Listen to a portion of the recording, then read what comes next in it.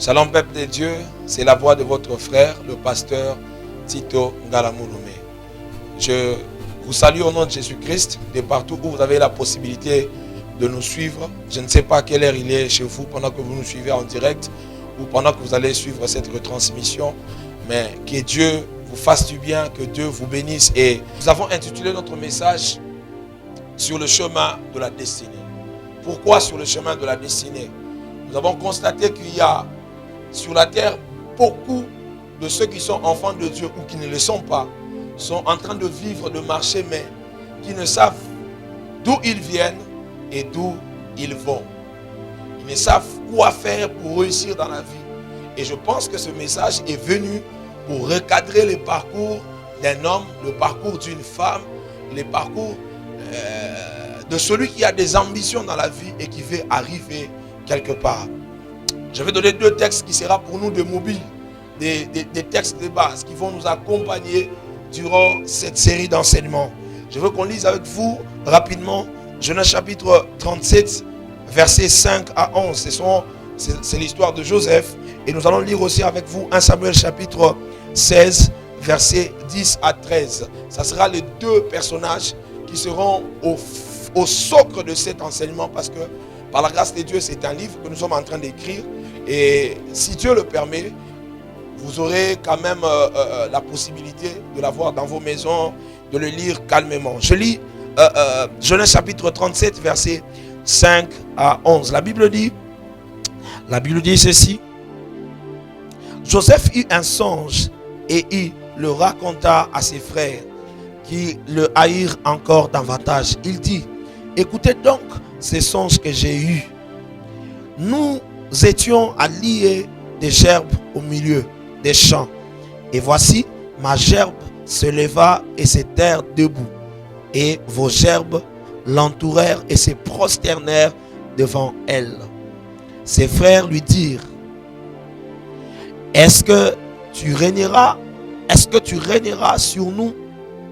Est-ce que tu régneras sur nous? Ses frères lui dirent, voilà.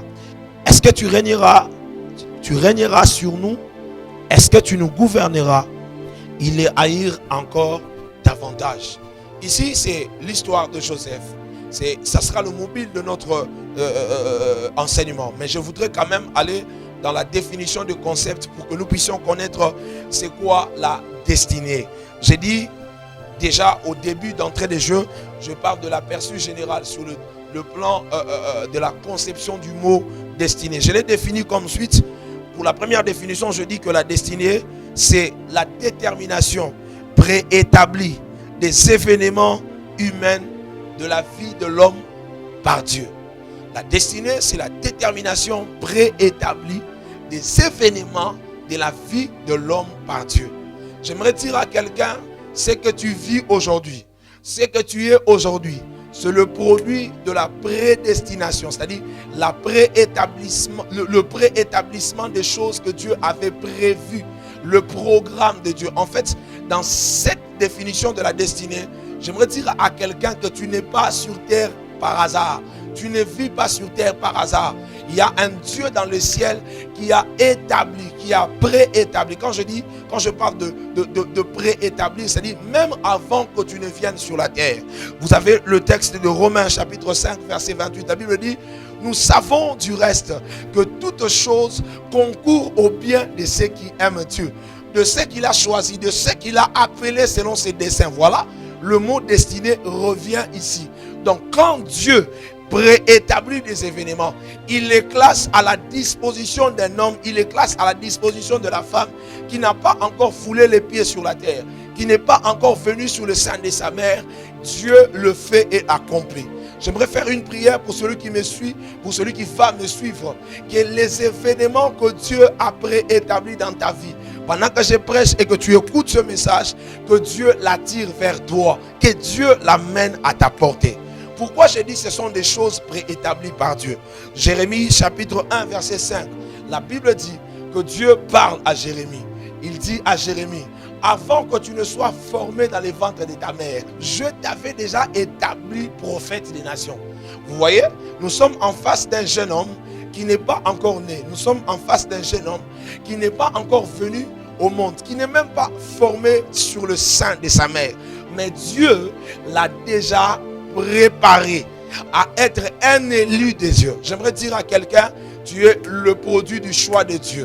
J'aimerais dire à une femme, tu n'es pas un fruit d'un hasard. Tu n'es pas le fruit de la volonté des hommes. Mais tu es le produit du choix de Dieu. Il dit, même avant que tu ne sois formé, je t'avais déjà établi. C'est-à-dire, sur le plan spirituel, Jérémie était assis sur la chaise prophétique de sa destinée. J'aimerais dire à quelqu'un qui me suit, même quand tu n'es pas encore arrivé, spirituellement, tu es déjà assise sur la chaise que Dieu avait préparée. Tu es déjà assis sur la chaise que Dieu avait planifiée pour ta destinée. Et pendant que je parle, je sens dans mon esprit que cette chaise est à ta portée en 2020. C'est ça la première définition.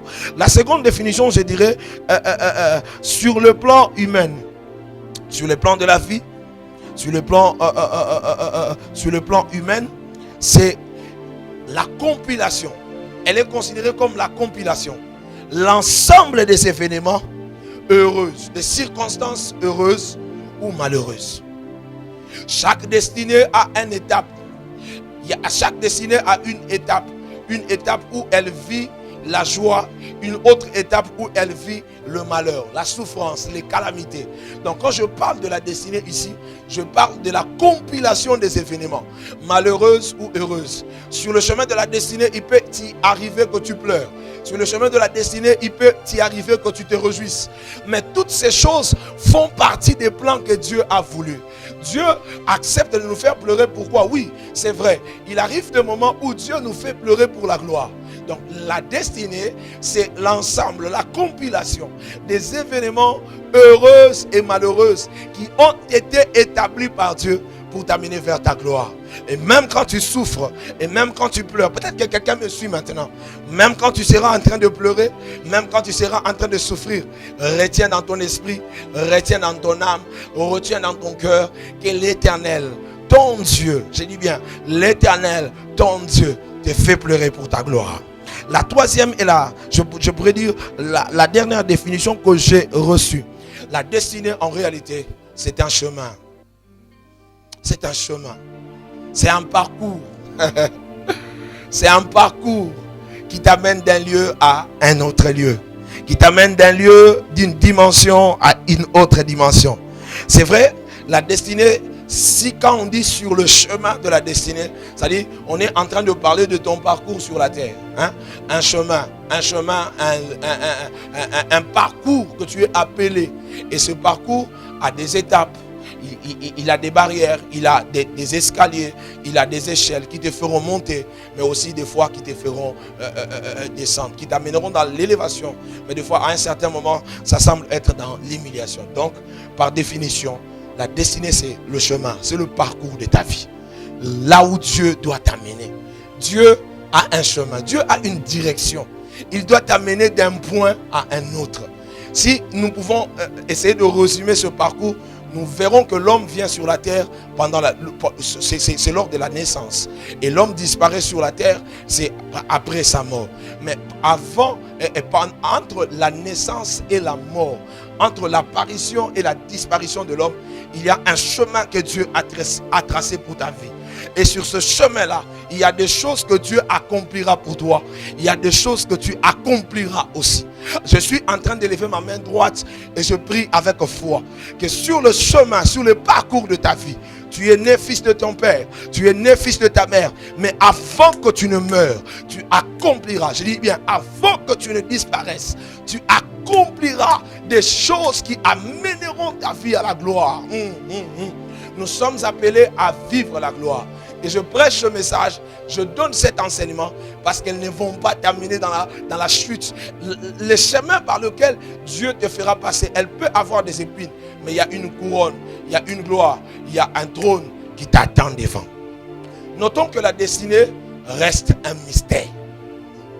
La destinée reste un mystère. Certaines personnes ne savent pas. Ils ne savent pas à quoi ils ont été destinés.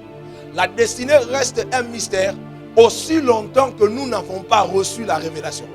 Aussi longtemps que nous n'avons pas été révélés. Nous n'avons pas reçu la révélation de notre parcours. Donc, elle reste un mystère pour les personnes qui ne connaissent pas. Tu as été destiné à quoi? Tu as été destiné à quoi? Qu'est-ce que Dieu a destiné dans ta vie? Pourquoi tu es venu sur la terre? Pourquoi tu dois vivre certaines choses? Ça, tu ne le connaîtras pas si tu n'as pas la révélation. C'est pourquoi beaucoup de gens échouent dans la vie. Beaucoup de gens tâtonnent dans la vie. Ils sont en train d'accéder et entrent dans des domaines qui ne sont pas la leur parce qu'ils n'ont pas la révélation sur de ce que Dieu a appelé. La destinée peut être un domaine précis que Dieu a tracé où tu dois entrer et pénétrer, commencer à travailler pour atteindre le sommet et l'objectif pour lequel tu es venu sur la terre. C'est pourquoi nous aurons des points à épingler sur la destinée. La première chose à retenir et la première chose qui est importante à savoir, c'est le point 1, c'est la révélation. Dis après moi la révélation. Si tu m'écoutes, dis après moi la révélation. La révélation. La révélation, c'est l'élément de base de la destinée. Lorsque l'homme reçoit la révélation, c'est là où toute chose commence. La révélation, c'est l'élément de base de la destinée. Et lorsque nous parlons de la révélation, nous parlons de la lumière. Nous parlons de la découverte. La révélation ici, dans le contexte de la destinée, c'est découvrir pourquoi je suis venu sur terre. Qu'est-ce que Dieu a prévu pour moi sur la terre? En quoi j'ai été appelé? La révélation, c'est cette dimension de la découverte de ce que tu es. Aujourd'hui, je suis prédicateur. Je suis en train de te prêcher l'évangile. Je suis sûr et certaine que c'est ça ma destinée. Mais avant de le devenir, j'ai d'abord été révélé. J'ai d'abord reçu l'information. Donc quand je parle de la révélation, je fais allusion aussi à l'information. Tu dois être informé sur ce que Dieu veut faire avec toi. Le programme de Dieu est sur toi, mais tu ne le connais pas. Aussi longtemps que tu ne le connaîtras pas, tu échoueras parce que tu n'as pas encore reçu la révélation. La révélation, c'est cette information qui vient à toi. Au moment où tu t'attends le moins, au moment où tu seras peut-être en train de faire autre chose, la révélation viendra à toi pour te donner la ligne de conduite. En fait, la révélation, c'est aussi la direction, l'éclaircissement. Je vais où? Qu'est-ce que Dieu veut de moi? Qu'est-ce que Dieu attend de moi? Je suis venu sur la terre, c'est pourquoi. Mes frères et sœurs, il est important d'avoir la révélation de sa vie. Ça, ces choses, si les parents sont en train de m'écouter, si les parents seront en train de me suivre, ce sont des erreurs. Nous pouvons être parents, nous pouvons être responsables d'un enfant, mais nous n'avons pas le monopole de sa destinée. Je souligne s'il vous plaît, avec tout le respect que je vous dois, nous n'avons pas le monopole de sa destinée. Tu peux mettre au monde un enfant, mais tu ne sais pas à quoi Dieu l'a appelé. N'oriente pas ton enfant quand tu n'as pas la révélation de ce qu'il doit être réellement. Je parle à quelqu'un. Lorsque tu reçois un enfant, quand un enfant vient au monde, je parle même aux femmes, je vais peut-être épingler ça dans la dimension de la révélation. Cherche toujours à connaître la révélation de ce que tu es, de ce que tu seras et de ce que tu dois faire. Parce que la révélation, elle te donne la direction à suivre. Comment recevoir la révélation? De plusieurs manières. J'avance. 4 choses que j'ai épinglées pour recevoir la révélation. Comment on peut avoir la révélation? Comment on peut être révélé? Parce que nous parlons de la révélation, mais comment on peut être révélé? J'ai épinglé 4 choses. 4 choses importantes 4 choses ou 4 dimensions importantes. 4 manières. Voilà, si je peux bien le dire. 4 manières ou moyens que Dieu utilise pour nous révéler le chemin de la destinée. La première chose, c'est par Dieu lui-même. Par Dieu lui-même. On peut avoir la révélation de sa destinée par Dieu lui-même. Dieu lui-même vient te parler. Je suis dans le livre de Genèse chapitre 25, versets 22 à 23. Genèse chapitre 25, versets 22 à 23. Ici, c'est l'histoire d'Isaac. Isaac a épousé Rebecca. Rebecca était stérile. La Bible dit Isaac pria pour sa femme Rebecca. Elle conçut. Elle devint enceinte. Mais pendant qu'elle a conçu l'enfant, il y avait dans son ventre une guerre. Elle avait des douleurs atroces. Elle dit, mais pourquoi Dieu a permis que je puisse être enceinte? Pourquoi Dieu a permis? C'est ça le conseil que je donne aux femmes. Il dit, je vais chercher l'Éternel. Je vais chercher l'Éternel pour découvrir qu'est-ce qui se passe. C'est ça le conseil que je donne à une femme. La Bible dit, Rebecca invoqua l'Éternel. Elle invoqua le Seigneur. La femme d'Isaac invoqua le Seigneur. Et l'Éternel lui-même vient parler à la femme. Il dit à la femme, fais très attention. Tu as dans ton ventre deux nations. Tu as dans ton ventre deux peuples. Ces deux peuples-là sont en train de se battre. Même au moment de leur sortie, même au moment de leur venue au monde, ils seront en train de se battre, de se combattre. Pourquoi? Parce que le plus petit dominera sur le plus grand. Vous voyez? Ça, c'est Dieu qui a dit. Dieu a donné la révélation à Rebecca pour les enfants qu'elle mettra au monde. Et la révélation a la détermination de ce qui arrivera. Il dit, les enfants que tu as dans ton ventre, ce sont deux peuples, deux nations puissantes. C'est Ésaü et Jacob. La Bible dit que le plus petit dominera sur le plus grand. Et lorsque Rebecca met au monde, il met au monde un garçon, un premier-né qui sort. Il est velu, il est poilu, c'est Ésaü. Mais il y a un jeune garçon qui tient son talon, c'est Jacob. Pendant qu'il sort, Rebecca voit ce que Dieu lui avait dit. Ce que Dieu lui avait dit s'accomplir. Et il comprend que c'est le plus jeune qui dominera sur son grand. C'est pourquoi lorsque Isaac a voulu bénir Ésaü, Rebecca a intervenu. Pourquoi elle a intervenu? Parce qu'elle avait la révélation de la destinée des enfants. Elle savait que celui qui devait recevoir la bénédiction, ce n'est pas Ésaü. Celui qui devait recevoir la domination, ce n'est pas Ésaü, c'est Jacob. Je lève ma main droite, je prie que Dieu vienne vers toi. Par songe, par vision, par révélation. Qu'il vienne lui-même te parler et te dire ce que tu dois arriver. La deuxième chose, la deuxième manière par laquelle Dieu passe pour nous donner la révélation, c'est la visitation angélique. Dis après moi, la visitation angélique. La visitation angélique. Il est possible que tu reçoives la révélation de Dieu par une visitation angélique. Je crois que aujourd'hui je suis en train de donner les bases de l'introduction. Peut-être je vais m'arrêter bientôt. Je reviendrai dans la suite des temps. Je donne les bases de l'introduction de mon message sur le chemin de la destinée. Dieu te révélera par une visitation angélique.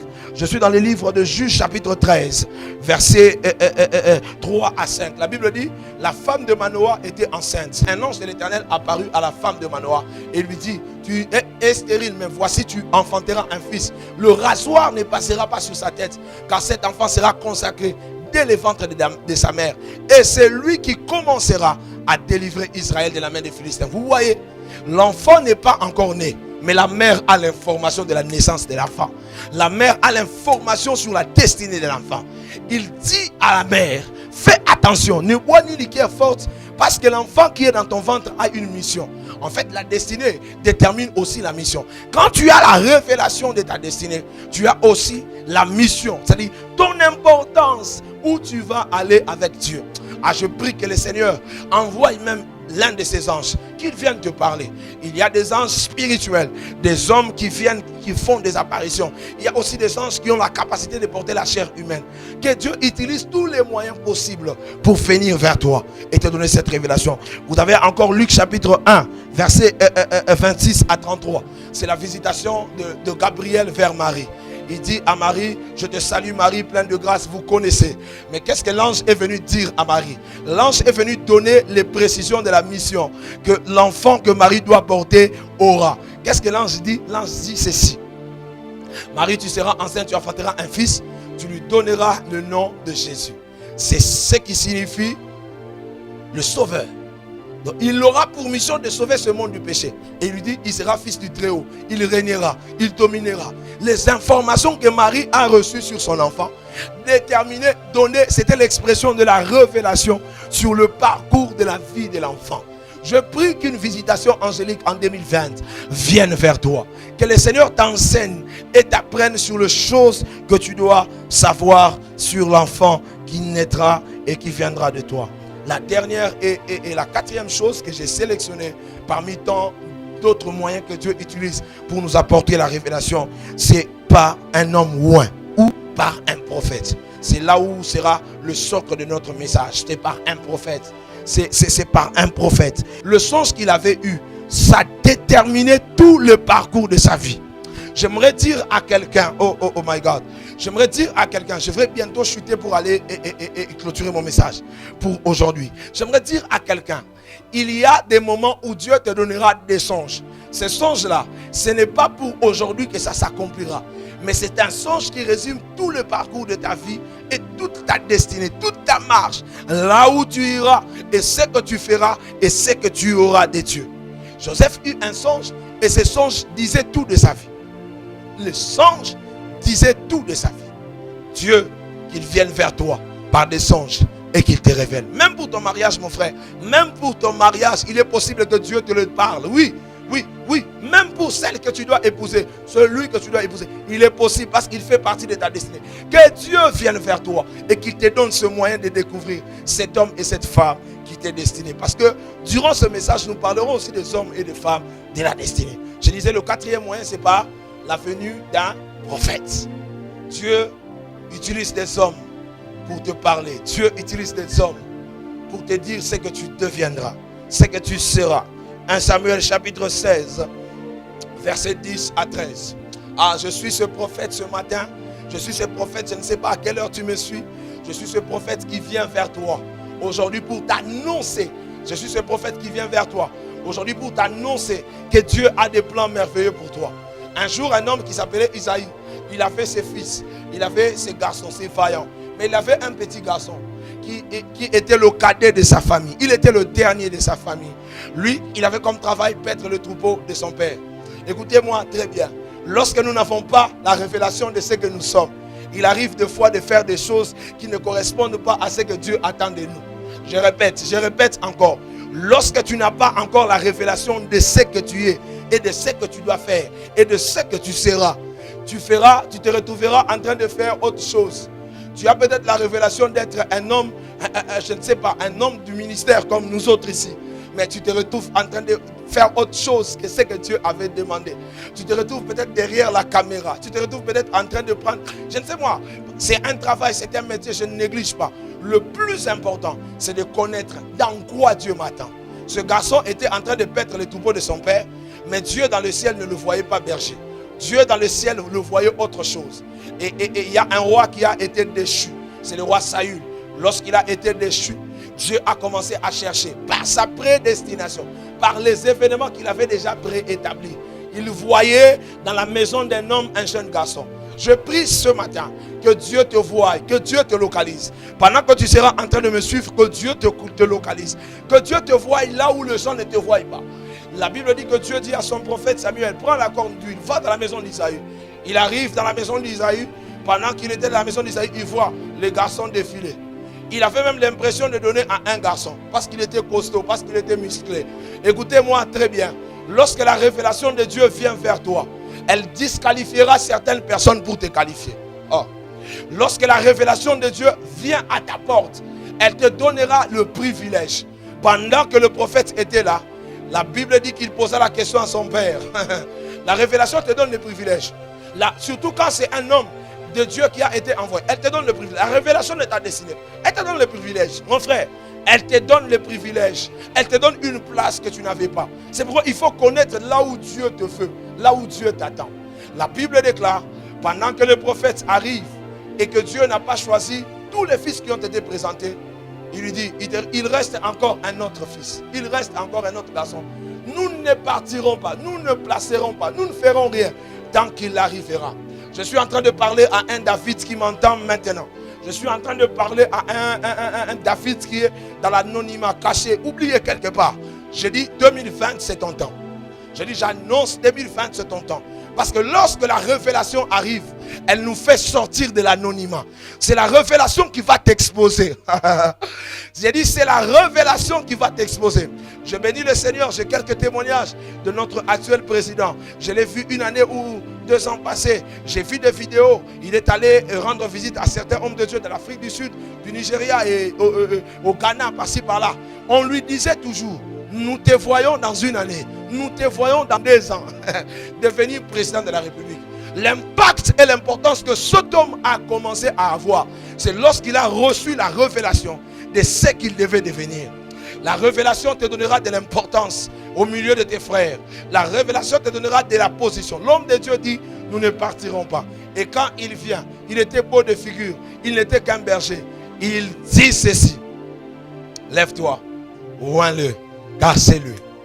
C'est toi que Dieu a choisi pour changer l'histoire de ta famille. Je te parle.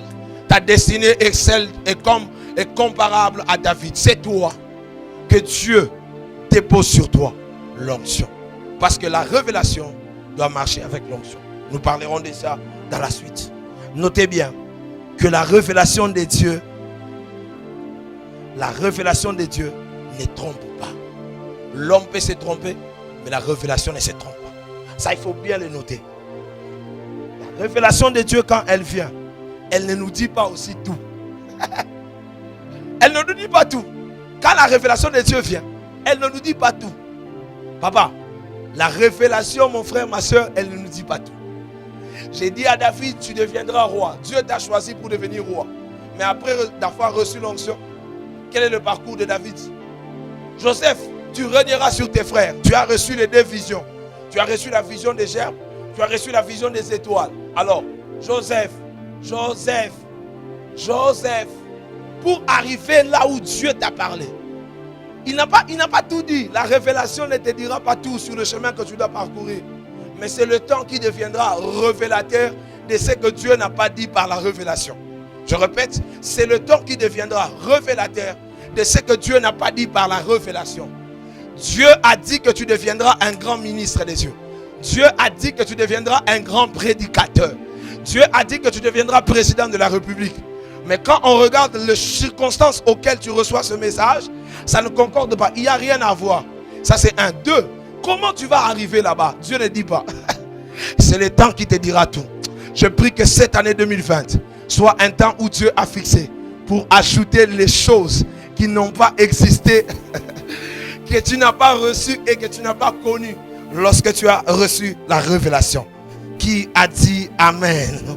La révélation ne dit pas tout. Quand elle vient dans ta vie, elle te cache, mais c'est le temps qui révèle. Et lorsque la révélation de Dieu vient, qu'est-ce qu'elle apporte? C'est là où je vais aller pour chuter et terminer.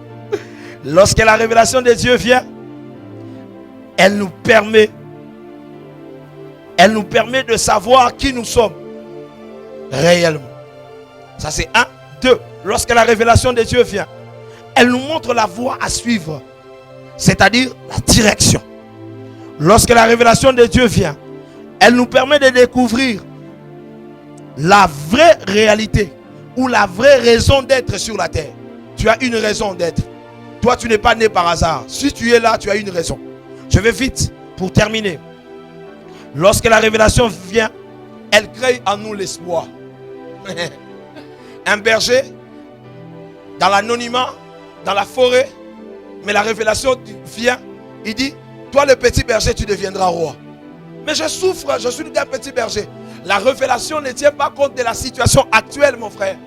La révélation te donnera l'espoir que même si ce que j'ai entendu n'est pas encore arrivé aujourd'hui, mais ça arrivera demain. J'ai dit ça arrivera tôt ou tard.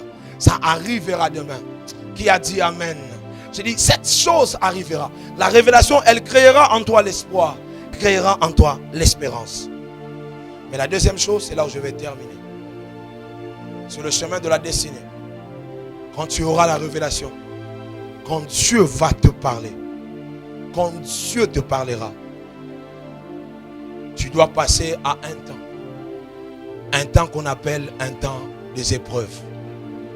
Ça sera un temps où Dieu va commencer à te mettre à l'épreuve. C'est vrai, Dieu a parlé. C'est vrai, Dieu nous a dit. C'est vrai, Dieu nous a enseigné. Dieu te mettra à l'épreuve. C'est la deuxième chose ou le deuxième point à souligner et à recevoir. C'est-à-dire le temps des épreuves. J'appelle ça le temps des épreuves. J'appelle ça aussi le temps de la préparation. Après la révélation sur les choses qui vont t'arriver sur le chemin de ta destinée, Dieu va te mettre à l'épreuve. Dieu va te préparer. Tu rencontreras des circonstances qui ne vont pas correspondre à la révélation que tu as reçue. Ça sera un temps des épreuves. Nous disons ceci, que les épreuves sont une preuve de la préparation de Dieu pour notre grandeur. Je répète, Les épreuves sont une preuve de la préparation de Dieu pour notre grandeur. Lorsque Dieu veut te préparer, il ne veut pas avoir un deuxième Saül au trône. Celui qui doit monter cette fois-ci au trône doit être préparé. Joseph, je parle à Joseph, je parle aussi à David. Tu as reçu la révélation, Joseph. Tu n'arriveras pas à dominer sur tes frères si tu n'es pas encore vendu. Il arrivera un moment, Joseph, c'est à toi que je parle. Il arrivera un moment, Joseph, tu passeras des temps difficiles, des temps compliqués. Ça sera des temps de préparation. Joseph, accepte d'être vendu sur le chemin de ta destinée. Parce que tu rencontreras des trahisons, des histoires compliquées. Seigneur, je me retrouve ici comment? Joseph, Dieu a dit tu domineras sur tes frères. Mais ce sont tes frères qui t'ont pris le manteau que papa a donné. Le manteau qui faisait ta fierté partira. Il y a des choses qui vont te quitter. Mais la révélation et la chose que Dieu a dite en toi ne te quittera pas. Joseph, on pourra te prendre le manteau de papa. Mais on ne prendra pas la chose qui fera ta destinée. Parce que la chose qui fera ta destinée, c'est la révélation que tu as reçue. Ça, on ne prendra pas. Joseph, tu es sur le parcours de ta destinée. Ce que tu rencontres n'est qu'une étape, une épreuve, une préparation. Dieu est en train de te préparer pour arriver là où tu dois arriver. J'ai dit à Joseph, my God, my God, my God. J'ai dit à Joseph, accepte d'être vendu. Ces esclaves, ces marchands d'esclaves qui sont en train de passer, accepte d'être vendu par eux. Parce que c'est là que Dieu t'attend. Dieu m'attend dans l'humiliation, oui. Certaines humiliations sont des ponts vers notre grandeur. Certaines humiliations sont des ponts vers notre grandeur. Mais il arrive à certains Joseph comme nous autres. Nous avons reçu la révélation. Joseph. Joseph. Il est vendu chez Potiphar. Il devient esclave. Joseph grandit. Il a 17 ans. Il a maintenant 20 ans. Toujours esclave. 20 ans. Il a maintenant 25 ans. Toujours esclave. Joseph, ton frère, ton ami que tu as laissé, il s'est déjà marié. Mais toi, toujours esclave. À la maison de Potiphar. Toujours esclave. Et pendant le moment de cette preuve sur le chemin de la destinée, on a l'impression d'être comme en retard. Baninga basiba bali, baninga basiba boti banami balé, baninga basiba bani ba église, baninga basiba tongi ba immeuble. Joseph, je te dis, le temps que Dieu te donne pour te préparer n'est pas comparable au temps que Dieu donne aux autres. Chacun a son temps, chacun a son parcours. Ta destinée n'a pas elle n'a pas de jumelles. Et ça, tu es unique en ton genre. Et Dieu marche avec toi. Joseph, 28 ans, toujours célibataire. Joseph, 28 ans, esclave. Il devient même prisonnier. Joseph, on le vend même. Parce que la femme de Potiphar dit des propos mensongers à son égard. Joseph se retrouve en prison, porteur d'une grande vision, porteur d'une grande révélation. Il dominera sur le soleil. Il dominera sur la lune. Il dominera sur les étoiles. Ils se prosterneront. Les hommes de sa génération se prosterneront. Joseph, 28 ans, tu es en retard. J'ai appris même que tes frères là-bas se sont déjà mariés. J'ai appris même que tes frères là-bas ont déjà des enfants. Joseph, esclave. Non seulement esclave célibataire, non seulement célibataire prisonnier, non seulement prisonnier, mais on a aussi dit des propos mensongers. Il a une mauvaise réputation. J'ai dit à Joseph, il arrivera des temps où tu auras comme du retard. Mais reste dans les chemins de ta destinée. Là où Dieu te voit, ce n'est pas là où les hommes te voient. J'ai dit même que la prison là où tu es, Joseph, je suis en train déjà de terminer. Parce que nous nous reverrons au prochain numéro pour continuer sur les épreuves. Pour parler des épreuves sur le chemin de la destinée. Je parle à un Joseph ce matin qui est en train de me suivre. Là où Dieu est en train de t'amener dans les épreuves et dans les humiliations. Dieu est en train de te préparer pour que quand tu seras grand, que tu fasses des grandes choses et que tu ne commettes pas des erreurs. Dieu est en train de te cacher, Joseph. Il ne veut pas que tu apparaisses aujourd'hui. C'est parce que lorsque tu apparaîtras, tu seras une référence pour tout le monde. Les gens viendront de loin pour te regarder, Joseph. Les gens viendront de loin pour admirer ta sagesse. C'est toi qui résolveras non seulement le problème de la nation de l'Égypte, mais de l'humanité tout entière. Joseph, je te parle, accepte d'aller à la maison de Potiphar, accepte d'être maltraité aujourd'hui, accepte de servir Potiphar. Joseph, toi, Dieu t'a appelé à avoir ce qui est à toi. Dieu t'a appelé à diriger ce qui est à toi. Mais aujourd'hui, tu es encore serviteur à la maison d'une autre personne. Joseph, accepte de travailler pour cet homme. Joseph, accepte de travailler pour une autre personne. Là où Dieu t'attend, là où Dieu te prépare, il y a des choses extraordinaires. Lorsque Dieu te donnera à toi, je donne un conseil à Joseph, fais bien ton travail. J'ai dit, fais bien ton travail, parce qu'il y a quelqu'un qui te voit. J'ai dit à Joseph, fais bien ton travail, parce qu'il y a quelqu'un qui te connaît. Joseph, ne fais pas seulement bien ton travail, mais mets aussi en exercice le don que tu as reçu. Joseph n'avait pas seulement le don de la vision et des songes. Joseph avait aussi le don d'interprétation des songes. Là où tu vas en prison, je prépare l'admiration et l'exposition de tes talents. Pendant les périodes des épreuves, pour que tu comprennes que Dieu est avec toi, Dieu créera une plateforme comme la planète de foi pour exposer les talents que tu possèdes. Dieu créera des événements pour que le monde t'entende, pour que le monde sache ce que Dieu veut faire avec toi, pour qu'il sache qu'il y a un garçon qui a un talent extraordinaire. Et c'est de là que toute chose commencera. Je parle comme un prophète et je parle spirituellement, prophétiquement. Je vais déjà clôturer ce matin. Je vais dire à un Joseph, je suis à la fin parce que je vais libérer des paroles prophétiques pour les hommes et les femmes qui vont m'entendre. J'ai dit, Joseph, quand tu seras en prison, même quand tu seras, je dis à là où Dieu est en train de t'amener dans la prison, il prépare aussi des prisonniers qui ont la capacité de parler de toi dans les lieux où tu n'es pas encore arrivé. Joseph esclave, Joseph en retard, Joseph esclave. Dieu organise qu'il soit emprisonné dans la prison de roi. Tu vois, toi-même tes difficultés ressemblent à des difficultés de prince. Toi-même tes difficultés ressemblent à des difficultés de haute dignitaire. Je parle à Joseph. Écoute-moi Joseph, le temps est arrivé. J'ai dit le temps est arrivé où Dieu veut exposer ton talent.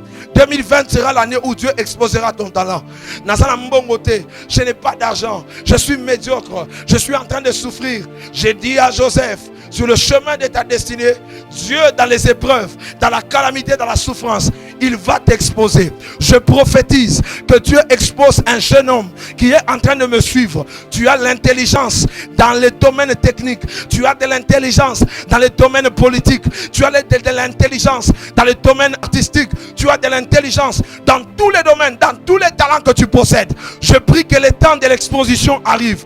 Parce que celui qui t'écoutera, c'est celui qui te bénira. Celui qui te verra, c'est celui qui connaîtra ton importance. Le temps est arrivé. 2020, c'est la saison où Dieu veut exposer. My God, my God. Ce que j'aime avec Joseph, c'est que même quand Joseph arrive en prison, les chansons et les panetiers sont avec lui.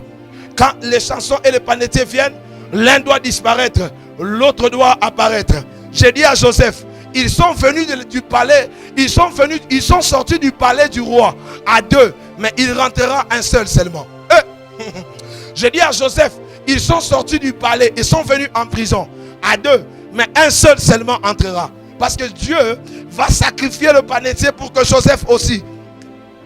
Oh, j'ai dit à Joseph, expose tes talents, même dans les milieux les plus moindres.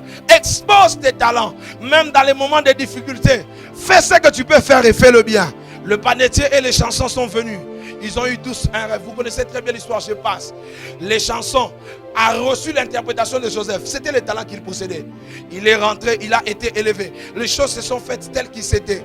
Les chansons est parti, les chansons a oublié. J'ai dit à Joseph, même quand les signes commenceront à se manifester, que Dieu veut t'élever, il y aura toujours des gens qui vont t'oublier. Mais quand ils vont t'oublier, le ciel ne t'oubliera pas. Le ciel provoquera des circonstances et des événements qui feront en sorte que ceux qui t'ont oublié commencent à se rappeler de toi. Et chanson, reste là-bas. Tu vas m'oublier. Dieu veut te montrer qu'il ne m'oubliera jamais.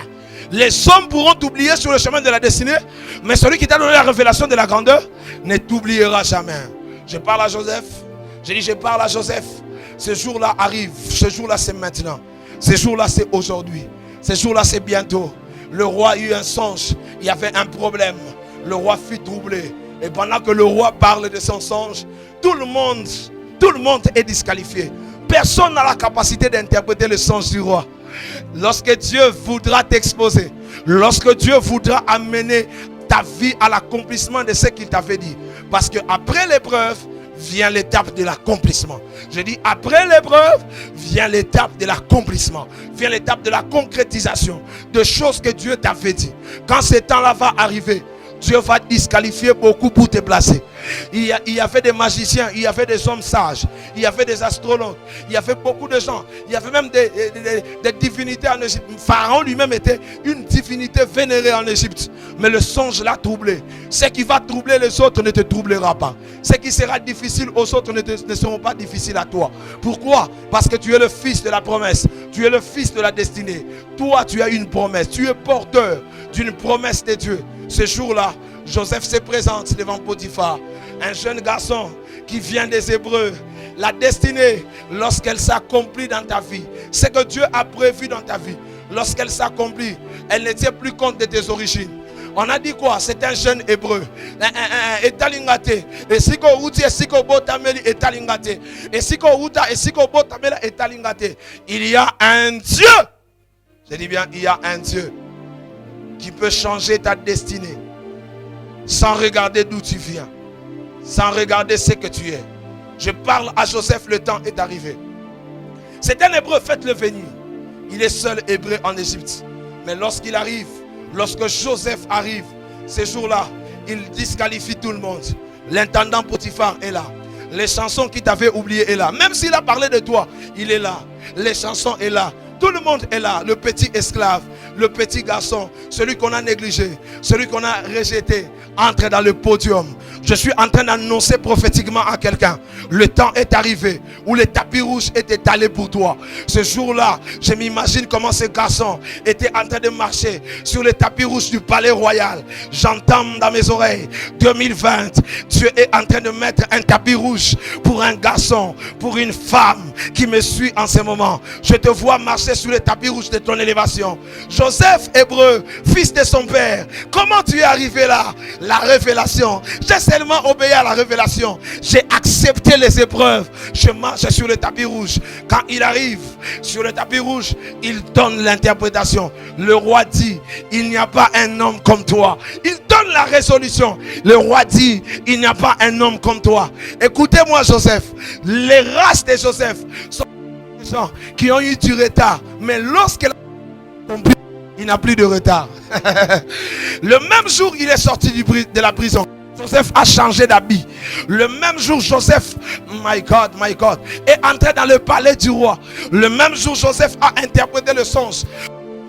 Joseph, on a créé un poste qui n'existait pas. On créera un poste au gouvernement cette année pour toi. J'ai dit, on créera un poste dans une entreprise cette année pour toi. Joseph, tu arrives.